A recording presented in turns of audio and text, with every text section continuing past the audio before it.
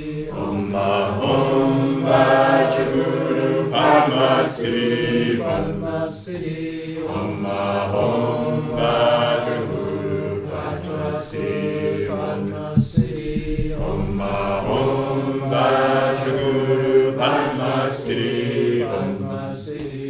Om Ahom Vajraguru Padma Siddhi Padma Siddhi. Om Ahom Vajraguru Padma Siddhi Padma Siddhi. Om Ahom Vajraguru Padma Siddhi Padma Siddhi. Om Ahom Vajraguru Padma Siddhi Padma Siddhi. Om Ahom Vajraguru Padma Siddhi Padma Siddhi. Om Ahom Vajraguru Padma Siddhi Padma Siddhi. Om Ahom Vajraguru Padma Siddhi Padma Siddhi. Om Ahom Vajraguru Padma Siddhi Padma Siddhi. Om Ahom Vajraguru Padma Siddhi Padma Siddhi. Om Ahom Vajraguru Padma Siddhi Padma Siddhi. Om Ahom Vajraguru Padma Siddhi Padma Siddhi. Om Ahom Vajraguru Padma Siddhi Padma Siddhi. Om Ahom Vajraguru Padma Padma Siddhi Padma Siddhi. Om Ahom Vajraguru Padma Siddhi Padma Siddhi. Om Ahom Vajraguru Padma Siddhi Padma Siddhi. Om Ahom Vajraguru Padma Siddhi Padma Siddhi. Om Ahom Vajraguru Padma Siddhi Padma Siddhi. Om Ahom Vajraguru Padma Siddhi Padma Siddhi. Om Ahom Vajraguru Padma Siddhi Padma Siddhi. Om Ahom Vajraguru Padma Siddhi Padma Siddhi. Om Ahom Vajraguru Padma Siddhi Padma Siddhi. Om Ahom Vajraguru Padma Siddhi Padma Siddhi. Om Ahom Vajraguru Padma Siddhi Padma Siddhi. Om Ahom Vajraguru Padma Siddhi Padma Siddhi. Om Ahom Vajraguru Padma Siddhi Padma Siddhi. Om Ahom Vajraguru Padma Siddhi Padma Siddhi. Om Ahom Vajraguru Padma Siddhi Padma Siddhi. Om Ahom Vajraguru Padma Siddhi Padma Siddhi. Om Ahom Vajraguru Padma Siddhi Padma Siddhi. Om Ahom Vajraguru Padma Siddhi Padma Siddhi. Om Ahom Vajraguru Padma Siddhi Padma Siddhi. Om Ahom Vajraguru Padma Siddhi Padma Siddhi. Om Ahom Vajraguru Padma Siddhi Om Ahom Vajraguru Padma Siddhi Om Ahom Vajraguru Padma Siddhi Om Ahom Vajraguru Padma Siddhi Om Ahom Vajraguru Padma Siddhi Om Ahom Vajraguru Padma Siddhi Om Ahom Vajraguru Padma Siddhi Om Ahom Vajraguru Padma Siddhi Om Ahom Vajraguru Padma Siddhi Om Ahom Vajraguru Padma Siddhi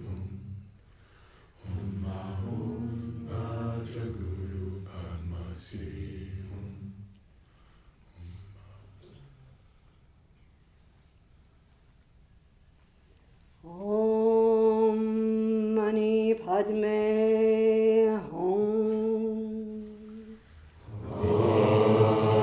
Mani Padme Om Mani Padme Hum. Mani Padme Om Mani Padme Hum. Mani Padme Om Mara Bhajana Dihi. Mare Om Mara Bhajana Dihi.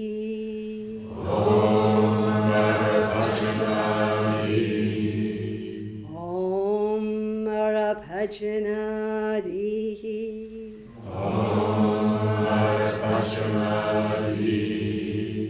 Om Vajrapani Hum. Om Vajrapani Om Vajrapani Hum. Om Vajrapani Om Vajrapani Hum. Om Vajrapani Om Tare. Om Tare Tu Tare. Tare Ture. Ture Swaha. Swaha Om Tare. Om Tare Tu Tare. Tare Ture. Ture Swaha. Swaha Om Tare. Om Tare Tu Tare.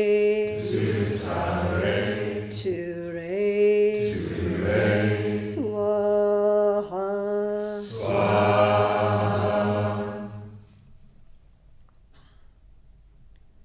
Om Amideva Hri.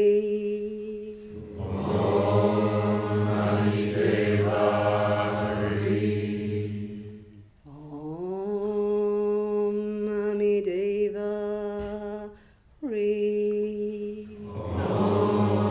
Amideva Hari Om Amideva Hri. Amideva Hari Om Muni Muni. Om Muni Muni Mahamuni. Mahamuni Shakya Muni. Shakyamuni Swaha. Swaha Om Muni Muni. Om Muni Muni Mahamuni.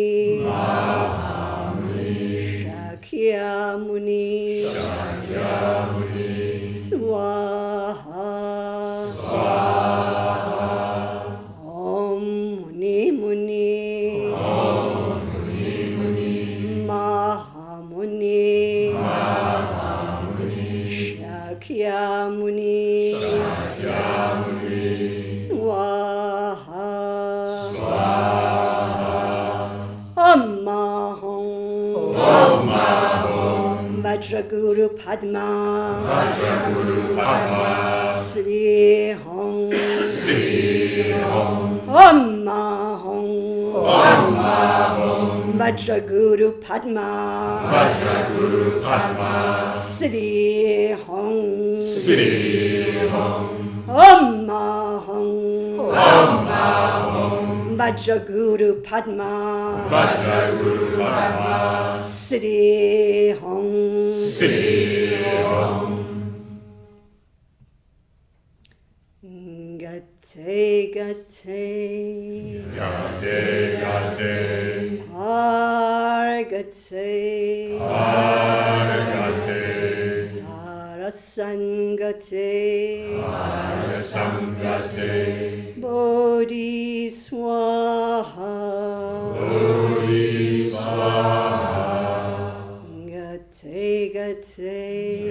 Gate, Argate, Argate, Arasangate, Arasangate, Bodhiswaha, Bodhiswaha, Gate, Gate, Gate, Gate, Argate, Argate, Arasangate, Arasangate, Bodhiswaha, Bodhiswaha. Om Shanti. Om Shanti.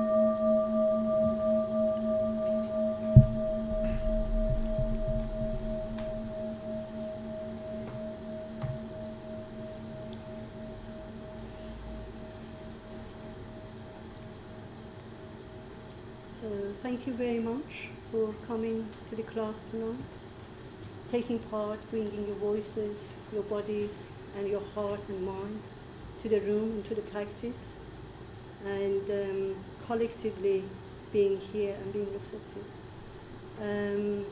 Go well, have a safe journey, and I'm sorry that we have run late, but that's the nature of the puja.